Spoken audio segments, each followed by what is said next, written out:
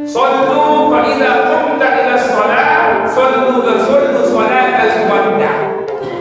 Kalau kamu ingin mendirikan salat, maka jadikanlah salat itu menjadi salat yang terakhir, salat perpisahan hidup kamu di dunia ini dengan akhirat. Bapak Ibu, kita ini hidup banyak rahasia Tuhan. Salah satunya apa? Tentang kematian.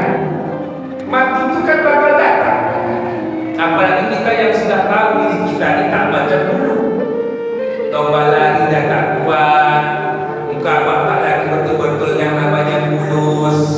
Ya kan Pak? Ikut pengajian kan jawab tak tahan lama-lama macam Tuhan. Ya kan Pak kan? Ya kan Pak? Telinga awak dah tambah kami lagi. Nengok orang pun kadang tak lagi jelas. Ya kan? Itu tanda.